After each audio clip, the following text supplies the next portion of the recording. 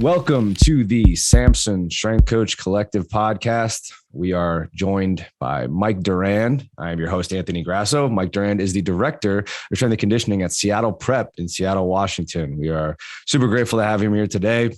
He has some certifications we'll work through. He's a certified strength and conditioning specialist through the NSCA. He is strength and conditioning coach certified through the CSCCA, and he also holds a certification from USA Weightlifting. Mike's been around as we're kind of going through. We've talked through his timeline a little bit, and I'll just give you some of the places he's occupied, and then he'll take you through in chronological order kind of what happened and how this whole thing got started and how it came to be. Spent some time at the University of Utah, Oakland Raiders, Eastern Michigan, University of Kansas, back with the Raiders, Harvard Westlake, Lakeside School, and now he is finally at Seattle Prep. So, Mike, welcome. We really appreciate you being on and taking the time to do this. Yeah, we tried to. We're going East Coast, West Coast time right now. So I was like trying to do the math, and I was like, dude, I don't know what time it is. So I believe it's 3:00 over there, 6:00 over here. So yeah, we're making it work. I'm glad we were able to lock that in. But yeah, welcome. I appreciate you doing this. If you want to just kind of introduce yourself, let us know a little bit about how this whole thing came to be. Yeah. Thank you for having me, Anthony. Mike Durand, been the strength conditioning coach since I started at the University of Utah as an assistant back in 1996.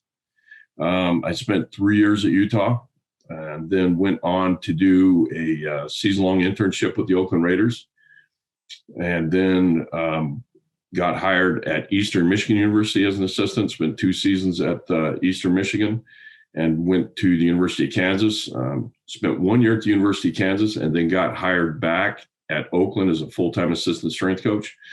Spent 3 more seasons with the Oakland Raiders. And then, everybody says, why would you leave the NFL? Well, I actually got married. My wife at the time, my fiance at the time, was an assistant athletic director at UCLA. We were kind of filling out what's the best job, in terms of stability. Should she come move up to the Bay Area? Should I go down to Los Angeles? And full well knowing, the coaching environment, the National Football League, it was best, especially with the Oakland Raiders, it was best to head south. So I moved down. I took a job at Harvard Westlake, a school in Los Angeles. I spent 3 years in Los Angeles there. And then my wife took a job at the University of Washington, and I followed suit and came up and was at Lakeside School for 3 years.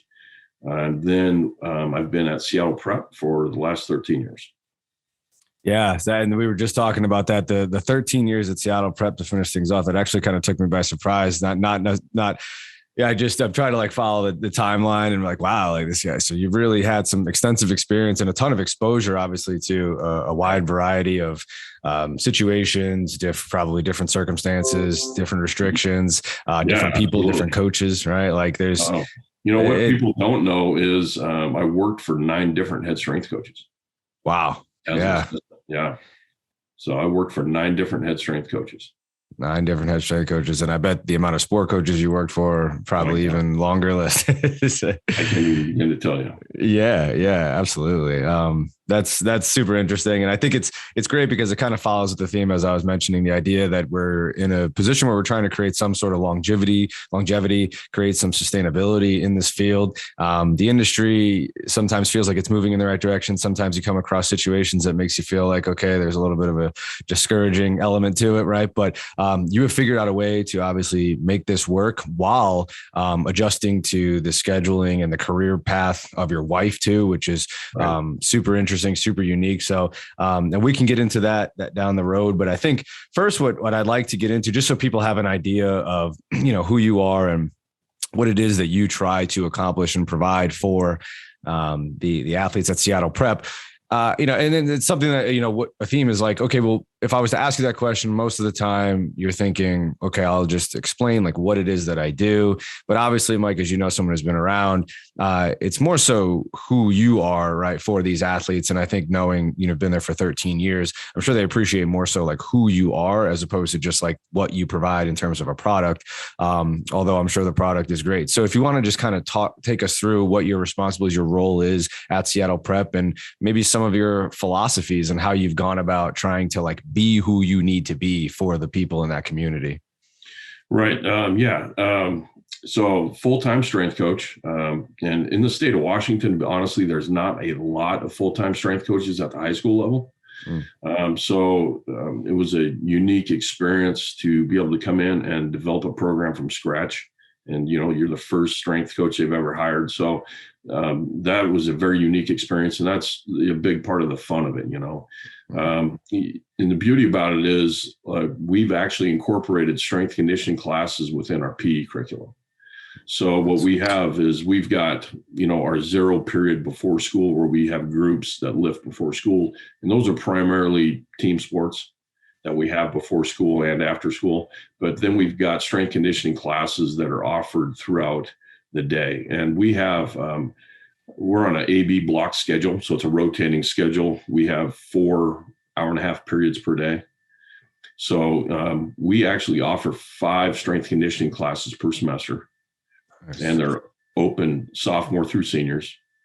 So you'll be teaching, you'll have a 0 period, you'll have 3 classes per day, and then I'll have at least 2, sometimes 3 groups after school also.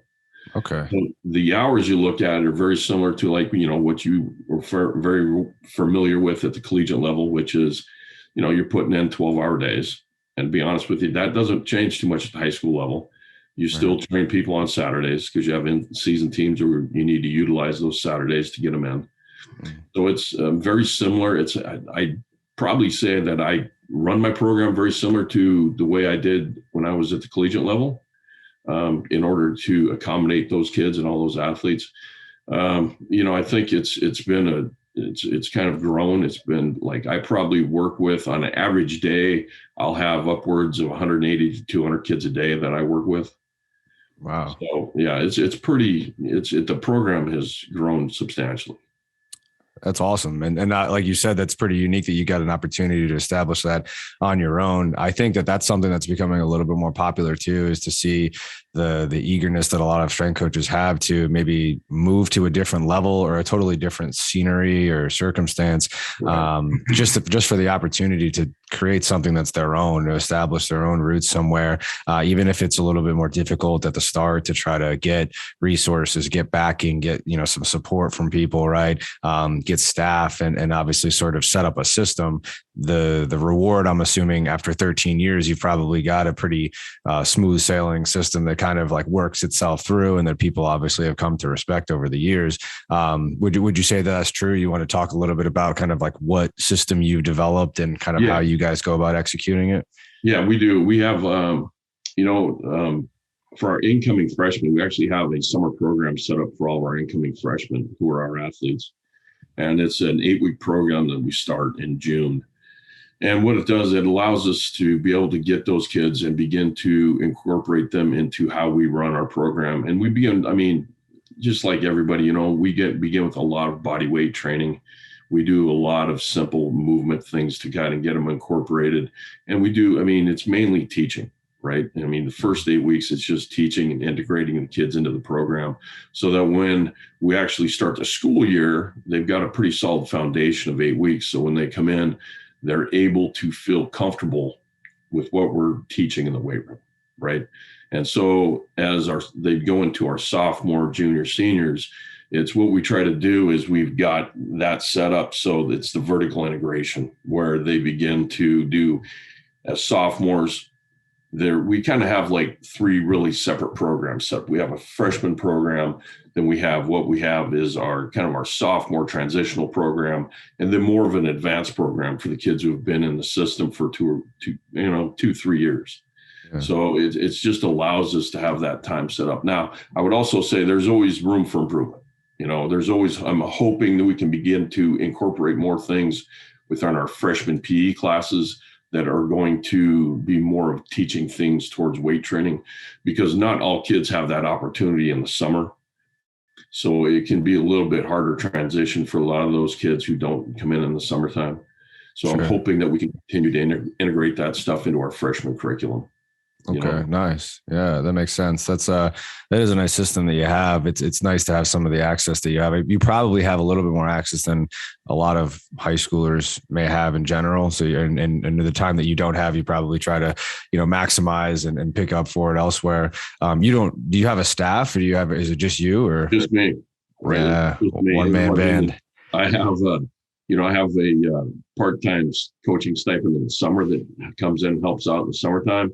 But during the school year, it's just me during the school year. Okay. Interesting. Yeah. Cause I know one of our questions is like, how do you motivate your staff? And it's, I guess, when you're your own staff, you probably stay pretty motivated given you're the only guy who can get the job done. That's the bottom line is you got to realize what you're there for, right? You realize that it's about the kids. Yeah. When you're in the weight room at 6 a.m. and you're leaving the weight room at 6 p.m. at night, you got to realize what you're there for. And I think that's, for me, when I came into the high school level, that was one of the biggest things that I learned was it's the kids and they're so appreciative of what you do. It's not like dealing with $1 million athletes or Division I athletes. You're dealing with kids. And I'll be honest with you, the type of kids that we have at our school, 90%, maybe even more, will never play past high school, right? They're not going to be collegiate athletes, or if they are, most of them are small division athletes. So you realize that how appreciative those kids are and how much it means to them that you're spending the time individualizing their workouts for them. Sure. And you're putting all that time in and you're there at 6 a.m., you're there till 6 p.m. And it makes a difference from knowing how much it means to those kids. Right. Yeah, absolutely. And speaking of the athletes and the kids that you work with, for those who are unfamiliar with the high school strength coach space, and maybe even be thinking about pursuing that route, what are some of the things that you think, because as you just outlined, right, it's a totally different audience. So what are some of the things that you try to do and that maybe you had to adjust a little bit in order to meet these athletes where they were at, in order to create the buy-in and the trust? Because I'm assuming, obviously, been there for 13 years, these people trust you, right? So what are some of the things that you feel like you've done over the years to establish that line of trust, communication, and overall foundation and buy-in for the athletes that work with you?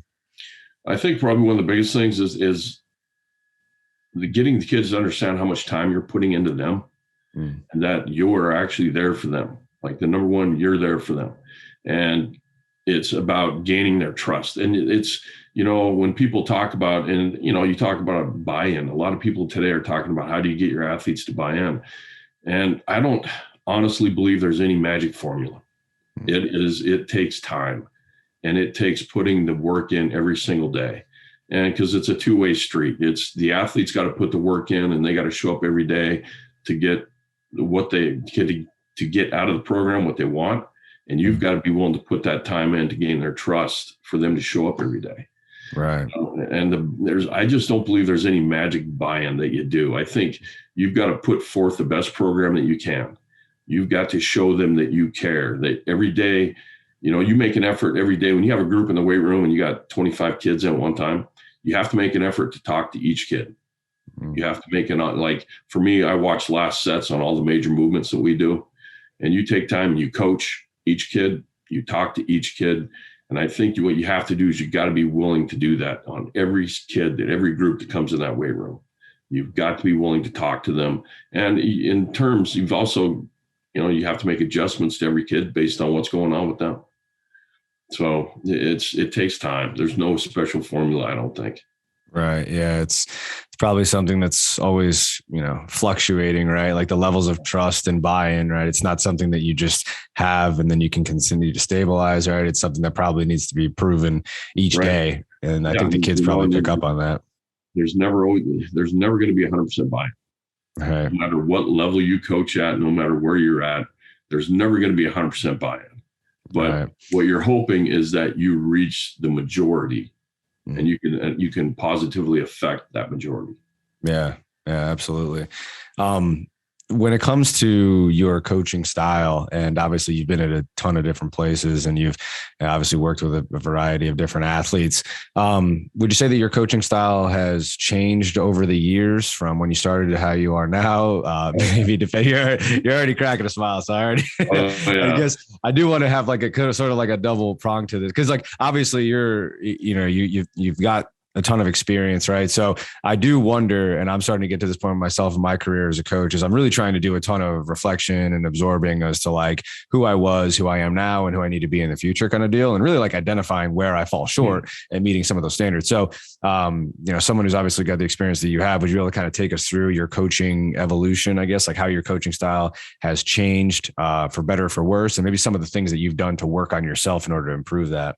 Yeah. If I go all the way back, like, when I started out, when you're in your early 20s, mid 20s, I'm telling you, it's like, it's my way or the highway, right? It's like, this is how we're going to do it. We're not going to deviate from this. It's written in stone.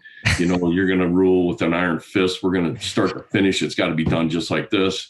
Yeah. And I think for a lot of strength coaches, even today, the younger strength coaches, I honestly believe that's their mentality. When you're 20 years old, in your 20s, that's kind of what your mentality is.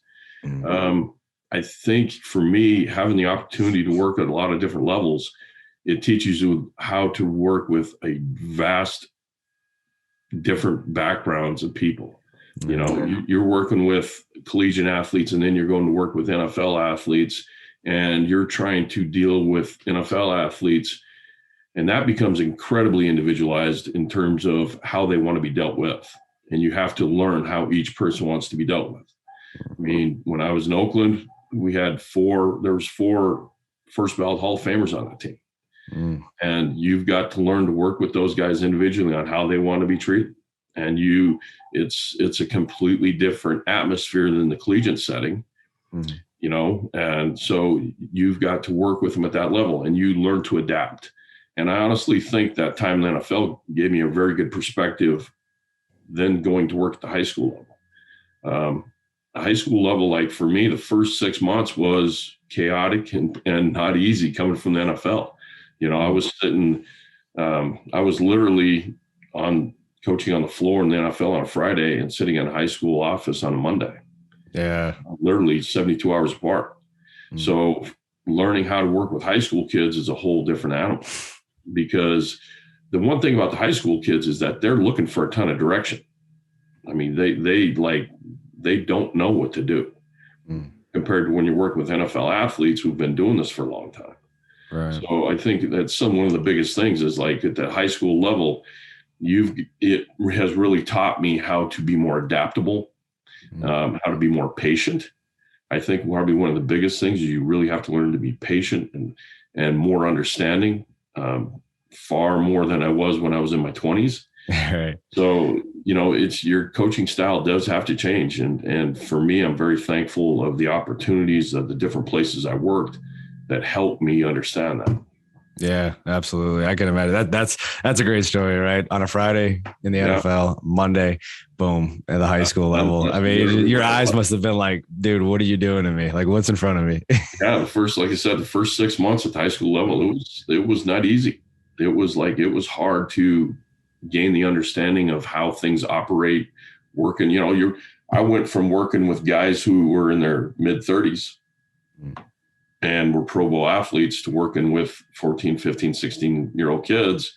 And, it's at first it's like herding cats. It's like, wait a minute, I got to figure this out. Yeah. It was hard. I bet that can be challenging. And as far as like the coaching methods that you use, did you find yourself becoming a little bit like you use the word patience and obviously being able to be a little bit more understanding, the actual coaching methodologies that you were using, some of the systems that you believed in? If you want to even talk about some of the influential systems that you feel like you've used over the years, and then maybe how those have changed as well as you've kind of seen, like, because I mean, let's be honest, I think everybody kind of like develops their own own system eventually. I think it becomes a mix of a bunch of things. And I don't even know if I necessarily believe in one system anyway, but regardless, right? Like you said, early 20s, you're going in there and I'm like, hey bro, West Side, right? And then it's like, and then you realize like, oh, there's like other things out there outside of Louis Simmons. Right. And then so I think, if you kind of want to take us through like your coaching methodology evolution as well, and how that may have changed. You know what, you're right. When you're in your 20s, it's definitely how you're going to run this program. And we're going to do cleans and we're going to squat and we're going to do this. And, the funny thing is, as I've gotten older, I would say more than anything, I've simplified. I think one thing's like, especially dealing with kids, is they need time under the bar, right? They need time in the weight room to be taught the basics. And you've got to simplify. I think there's a lot of times too many people get caught up into what's the new shiny toy out there, right? What's the new program out there? And for me, it's just like, I think what I've done is I've started to push all that stuff out to the side and just say, hey, we need time under the bar. We need to simplify things, and we need to work on the most basic fundamentals. And I think a lot of it in terms of philosophy, you also look at, especially at the high school level, look at, okay, what do you have available to you in terms of facilities, in terms of equipment? What space do you have available? How much time do you have with those kids? How many days per week are you going to get with those kids? Time constraints are always an issue, no matter what level you coach at. Sure. But I think at the high school level, you really got to look at where I am. I'm thankful because we've got so many multi-sport athletes. But one thing you've got to keep in mind about that is I've got some kids who are in season 10 months out of the year, right? They go from a fall sport to a winter sport to a spring sport. And those kids are literally on an in-season program 10 months out of the year. Yeah.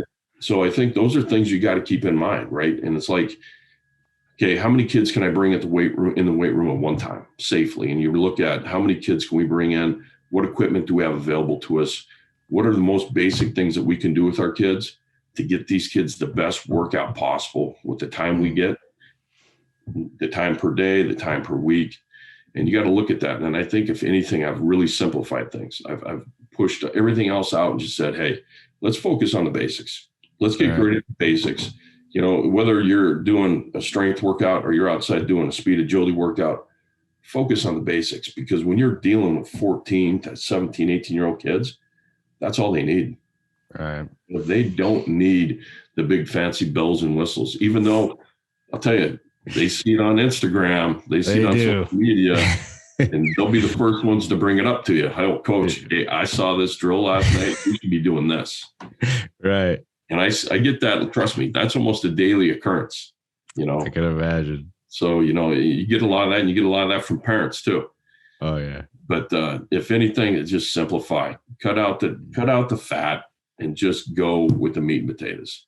Right. Yeah. No, that's a great answer. And I think it's something that, listen, like I'd be lying if I didn't fall guilty, or if I wasn't guilty of doing the same stuff. Right. We all eventually, we all start off in this field, I think, interested in the idea of just like training and trying to understand a little bit more about the human body. And then it turns into like, okay, now I want to move on to this and this and this. And it's not to say that we all have the inability to stay focused on one concept before moving on to another. Like I believe in, if you're going to be with a concept, like you should dig yourself in, be where your feet are and really go deep into it. But then obviously, as you said, it's funny how the more time you accumulate, you almost reach this peak of oh, okay, I'm really interested in all of these things now. And then you start to see whoa, wait a second. It almost comes full circle and it comes back to you. And it's well, the bane of my existence in this field is, at its core is to provide some sort of resilience and robustness for an athlete in the weight room, to teach them how to move better under the bar. Right.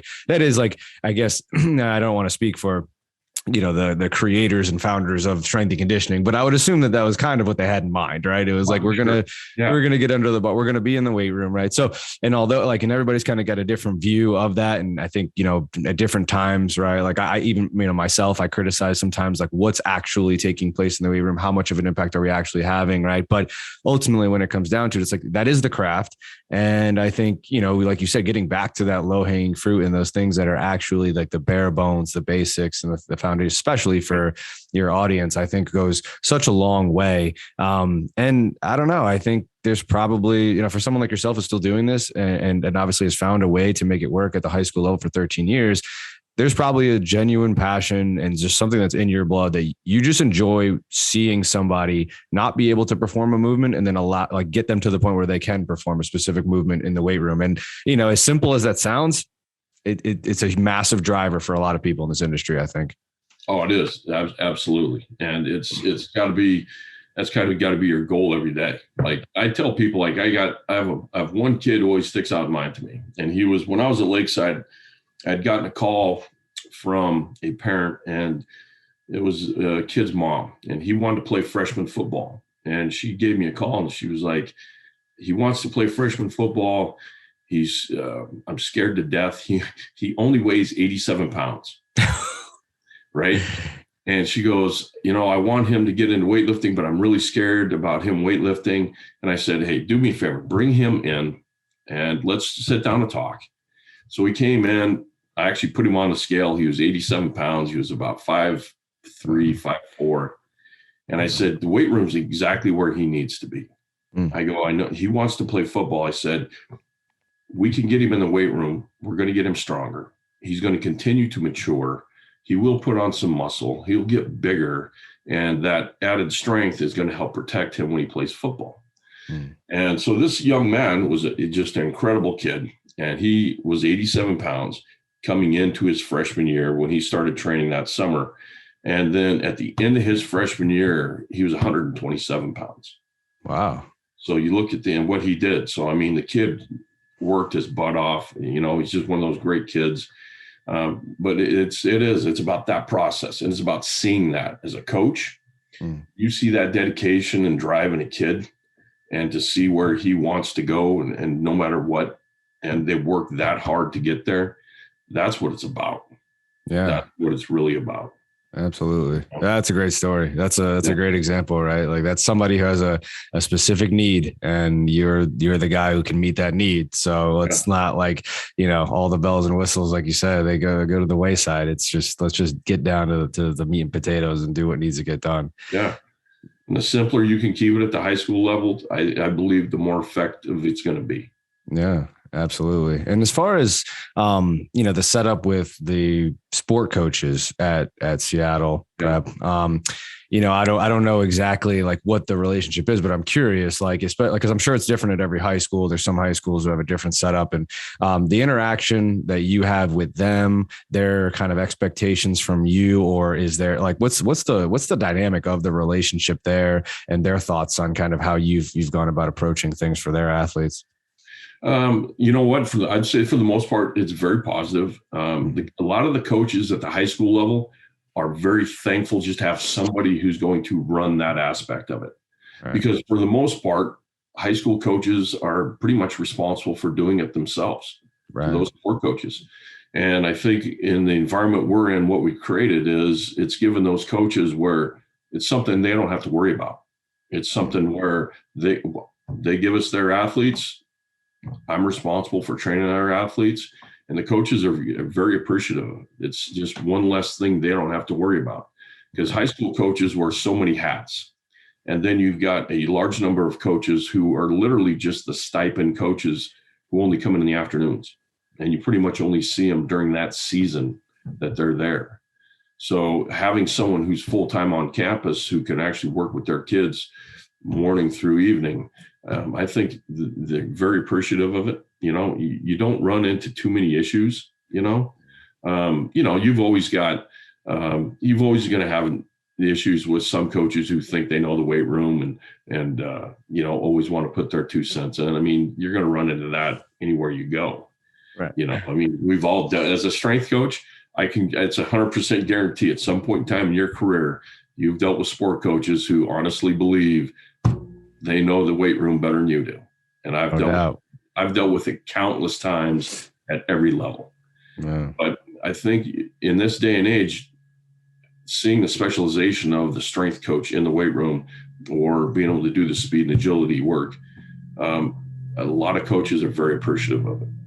Yeah, that's awesome. And yeah, we've all got countless stories of the coach coming into the to the weight room, and I think there's probably some sport coaches out there who would be like, hey, listen, amp up the brakes, because you definitely tried to move into my territory as well. So I'm not gonna like, I get it, it happens, but yeah, it's out there for sure. That is interesting. I'm curious, now, obviously having kind of not only been in a ton of different places, but obviously like coached for a number of years. How have you kind of seen the industry change for better and for worse? Like, strength and conditioning, in a sense, right? It's almost like this, like, emotional roller coaster of like, there's so many different like scenarios, right, that you could be in. And there's some places that have really handled it. I feel like, to be honest with you, that the physical capacities of the athletes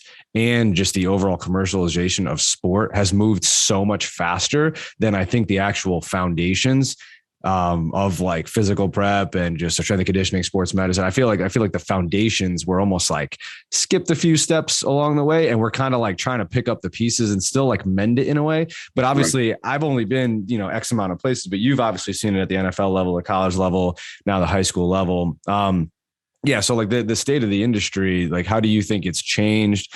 Good, the bad, kind of some of the, things that you've had to navigate over the years? I think I'll tell you what, back when I was working back at Utah, I mean, we worked, strength coach, you did football, men's basketball, I did softball, men's and women's swimming, men's and women's tennis. So, the biggest difference, one of the biggest differences, the specialization of strength coaches today in terms of just working with one sport.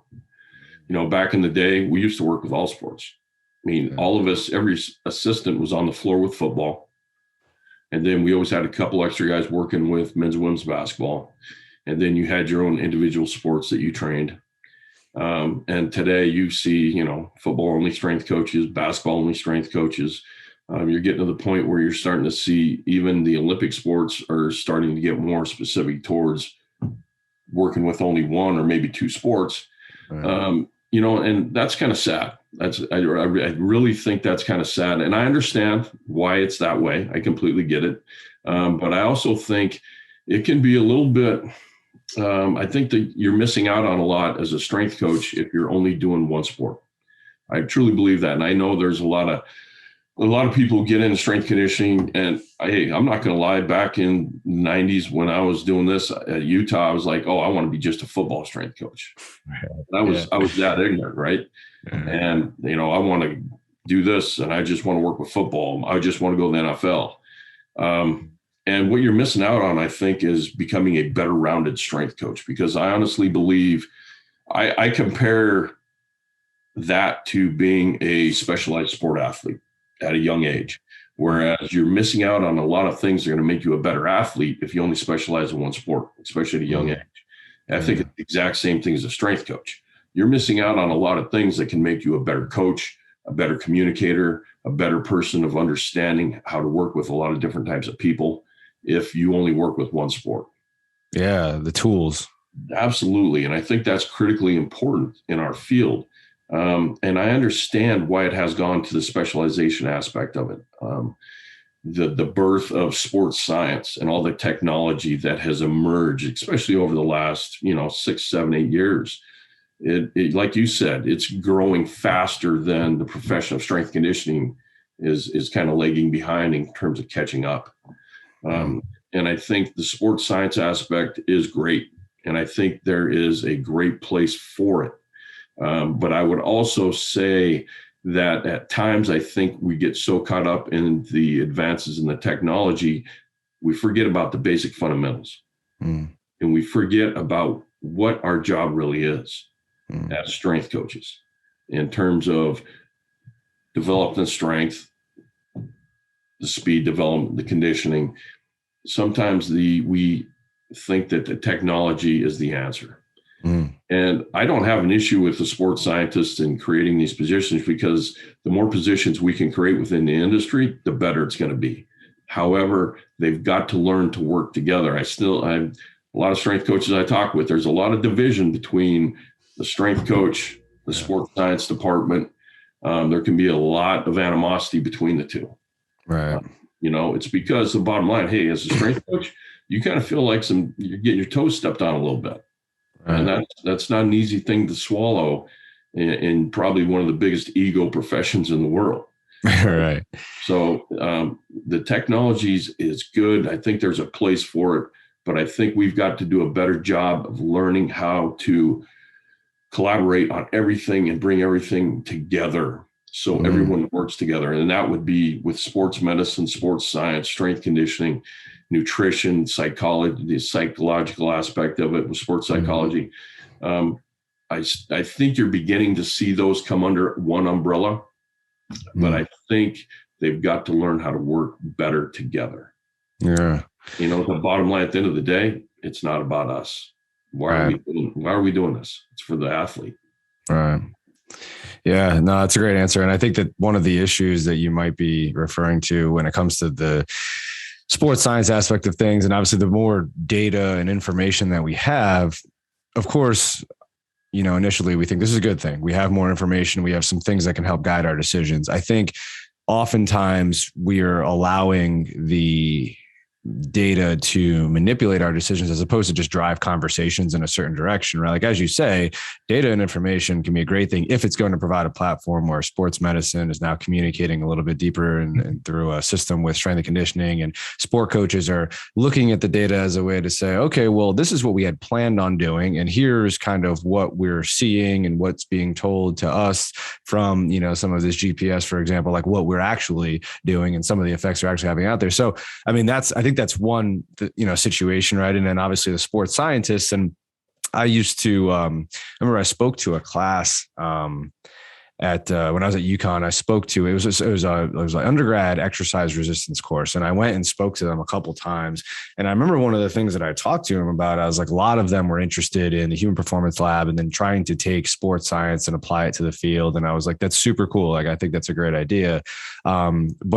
And then eventually I was running a sports science department and like obviously overseeing an internship. So like all my interns, I was like, I tried to talk to them as much like a sport coach would as I possibly could. Like, I tried to talk to them as if I was a sport coach or even just a strength coach. I tried to just give them that universal language. And I know that, and I didn't think in my mind that it was going to solve much, but in my mind, I'm thinking like, that's maybe the only way that we can really get it to where, like you're saying, there needs to be some sort of universal language and some synergy. I also think some of the other issues that may arise with more data is if you have skipped the steps in the foundation, like we talked about, what's like, is it better if we have more information when we don't necessarily have the capacity to settle on anything? Like if we can't like come to a consensus on some of these things, and we don't have a consensus on, as a department, say we're just a university, if we don't have a consensus on where we stand on developing certain qualities with certain athletes, how we view the world of, speed development and training, it's just like, I feel like the more context you have without the capacity to truly dissect it and apply it, it gets dangerous. Absolutely. And you're right. It's completely information overload. Right. And I think in that aspect of it, it's the same thing with, like, for me, strength conditioning, trim the fat. Okay. When you have all that information, you've got to literally whittle that down to what is the most beneficial information that we have that we can actually use that's going to help us. And everything else, push to the side. Right. Like, how much, like, you've got to really look at some of that sports science that comes out and just say, okay, we just need to get this very simple aspect of it first. Like, let's not worry about everything else and just concentrate. It's no different than strength conditioning in terms of just going back to the fundamentals. Let's look at the basic fundamentals of sports science and the data, and let's just incorporate the most fundamental things that we need right now. Yeah. Absolutely. As far as, going back to what you said before about, even just the simple aspect of getting everybody on the same page, how is that something that you have approached in your career and could kind of give advice to some of the younger audience, or even some of those, in the audience who may be struggling with that, inability to create more of a connection between sports medicine and, sport coaches? Like, how have you kind of approached like creating and connecting some of those avenues with some of the people that you've worked with?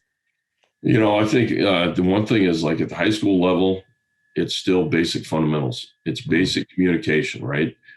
When you have, we have such limited resources, especially at our high school, that it literally comes down to you, the athletic trainer, and the sport coach, right? And I think for me, it's like, and there's something else I'll get into, but like with the sport coaches, you're trying to figure out like practice schedules in terms of you look at their game schedule. That's the easiest part to look at. Okay, what are the intensities of the practices, right? You got to look at that. Here's the thing one of the things that is an uncontrollable for us at the high school level right now is the AAU programs, the select teams, the private coaches, right? So we've got kids, like, I'm not kidding, we've got kids in season who will be in season with a sport, get done with that school sport practice, and then go to a 2-hour soccer practice an hour later. Yeah. Kids who will play a sport and have a game on a Friday and go and play a tournament for their select team or AAU team that same weekend and play 4 or 5 games over 2 days. It's tough. That's the hardest part. It's like when I first started working with the high school level, 18 years ago, I couldn't care what your private practice was. I couldn't care what your AAU schedule was. Now, 18 years later, I've got to talk to the kid and say, hey, what's your select team schedule this week? Are you traveling for your travel team? How many games are you going to play this weekend? So there's so many factors now that are uncontrollable for us because of all these AAU and select teams. It's become very difficult to manage that. Like I said, we talked about having kids in season 10 months out of the year. Well, you've also got kids who are playing literally simultaneously in season with 2 different sports at the exact same time. Gee. So that's a big issue with high schools right now. It's a major issue. And you wonder why we've seen kids with so many overuse injuries at 16 years old. Injuries, like I got a kid who had Tommy John surgery last year, 16 years old. Like, are you kidding me? A 16-year-old should never have to have that surgery. Right. But they play over 100 games in the summer in literally a 9-week span. It's like, it should not be like that. Kids should not be doing that right now. Right. And that's one of the biggest battles that we have to fight right now. I have to know what their schedule is. And it's not just their school's sports schedule.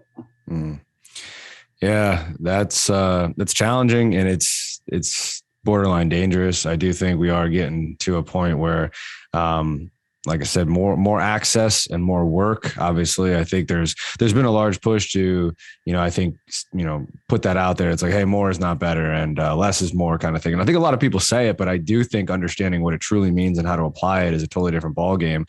I think obviously a lot of us only see one side of the athlete, right? So that synergy that you talked about is so important, considering it's like, well, even the parent themselves, right? It's like, okay, well, yes, I didn't see what my son or daughter did all day at school, but I know that they have practice later on, and I'm busy with I need to make sure that they get to that practice, and what's happening in that practice and who's regulating and sort of keeping an eye on, the communication between the skills coach and, on ice, off ice, on the field, off the field, court, whatever it is, the practices, the travel themselves. I do think there's so much being done now. And I think that we think there's like less being done because we may be like more efficient with some of the ways that we're going about doing it.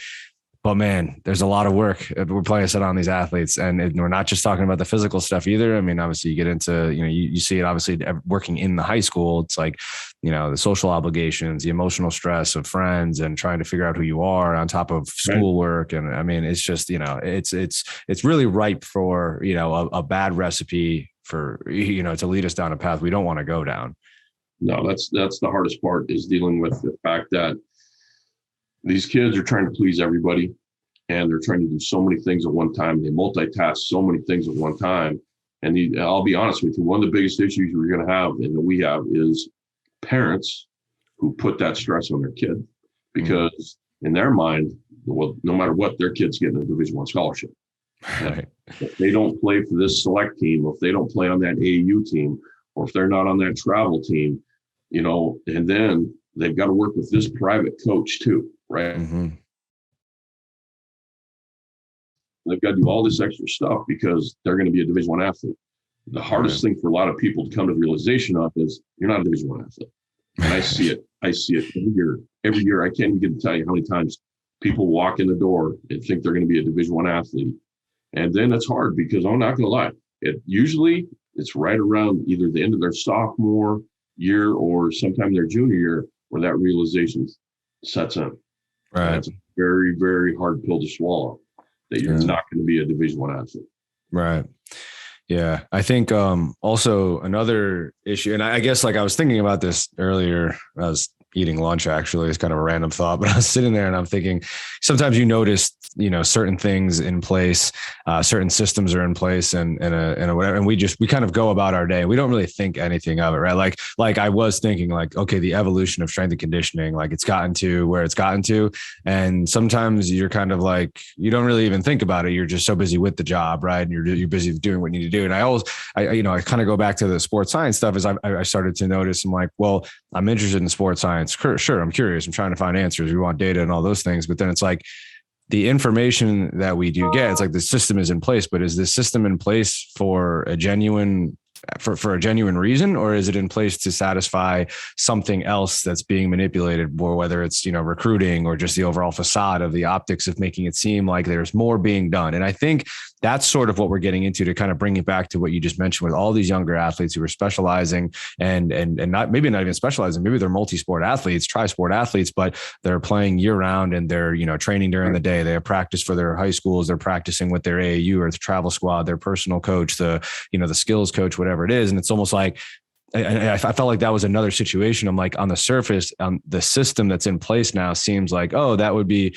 beneficial. And we don't really think too much of it. But then you really look at it, it's like, well, you need to ask yourself, why is that system in place? Why are all of these kids doing these things? Why do the parents feel the need to do it? It's almost like we're, really pushing ourselves to a limit here where it's like, well, now we're kind of chasing our tail. And it's like, we're trying to do all these things to better the athlete and create a longer approach for them and a longer developmental process. Like I remember, I watched, one of your videos on YouTube and you talked about slow cooking the athlete. And that's obviously been the theme of what we talked about here. So I think we're both, agreeing on that. But I wonder sometimes like, well, there's this system, this thing happening. Why is this thing happening though? Why is there such a push for that? Right. And it does feel like there's a little bit of a superficiality driving a lot of the decisions that are taking place with things that you thought originally would just be to help the athlete, right? More sports science, more data, more this, more that, right? But in reality, it's starting to have some drawbacks now. Oh, completely. You look at, and like you said, well, how much is being done? And is it truly in the benefit of the athlete, or is it more in the benefit of someone's wallet? Right? There it is. Honest. Yeah. I mean, let's be honest. It's like, from a strength conditioning standpoint, you and I can both agree. Yeah, we want to slow cook athletes because it's a process, right? It's not a quick fix. It's not come in and 3 months later, you're perfect and ready to go. Like our goal is when you come in as a freshman, our goal is to have a 4-year process to take you through to get you so you're at your absolute best your senior year. Right. And the problem is that there's so much out there between social media and everything else where these parents and kids get flooded with information and they think, well, my kid's got to be doing this and they got to be doing this and they got to be doing this. Mm-hmm. And I would say you're 100% right. It's not to the benefit of the athlete. Mm-hmm. And the sad part is I don't believe a lot of parents truly understand that. They get caught up too much in, well, Johnny's parents are having him do this, so we got to have our son do this too. And so they get caught up into all that private coaching and all the select teams and everything else. Is it really to the benefit of the athlete? In the long term, no, it's not. I honestly don't believe it is. And you've had some great coaches who have come out. Steve Kerr, he's been widely critical of the AAU program. And you look at, other coaches who have said, whether it's AAU or all these 7-on-7s, it's just like, it's not what they want. David Shaw at Stanford said, I will never recruit a kid off 7-on-7. And coaches have come out and said this, and the parents need to understand that. Yeah. Yeah, that's a great point. And I think, what we're lucky to have here right now, and I'm really glad that this is where the conversation went. And I'm glad that I have someone like yourself speaking on it, because I think, you being somebody who was in this industry, and seen it change over the years. We're coming up on an hour now. So what I would like to do is you mentioned, obviously, all of this information that's out there. Such a saturation in, the information that we are receiving and everything that's out there in the strength and conditioning industry. What are some of the things and resources, whether it be books, podcasts, people, that have helped kind of refine your skills over the years? And maybe you continue to go back to that, and maybe you could continue to go back to it, or to that person, that you can provide some of the younger audience who's getting into this to kind of, refine some of their ways of the lens they look through when it comes to what we do. Yeah, I think, there was a quote that Mike Boyle put out once, was, don't just read what you believe. Right. And I think that's a thing, is open yourself up to everything and be willing to listen. That doesn't mean that you're going to change your philosophy on everything. It's the old saying of don't throw the baby out with the bathwater. Like, right. You have a set, but you've got to be willing to learn. And books, are always a great resources. The podcasts, over the last few years have become huge. For me personally, I really like to go back to the people who I worked for and the people who I worked with. And those people, a lot of them are still in profession today, and they have continued to be great mentors and resources for me to learn from. And I think that's one of the best ways. And I always, the one thing I would say is this is, be willing to go and learn from people. Be willing to go and spend 3, 4, 5 days learning from somebody, to be able to go in and watch them work in their environment, because I think that's one of the biggest things to help you learn. It's great to go to conferences and it's great to attend seminars. And I think that you can always pick some good things up. But I think when you can really take the time to go and visit people and really spend time learning from people one-on-one, I think that's going to be some of your best opportunities to gain knowledge. And one thing I would always say to people, the younger generation of strength coaches, don't be in such a hurry to become the head strength coach, right? And I can, trust me, I see this all the time with people. UW will send interns over, and part of their internship is to spend a day with different high school strength coaches. And one of the first things I'll ask them as an intern is, I go, well, what do you have next? When your internship, what's next? After your internship ends, what do you have lined up? What's next? And you know what? Almost 100% of the time, it's like, well, I don't know. Well, I don't know what I'm going to do. And I'm like, you need to really think about what's next before what you currently have is gone. Right.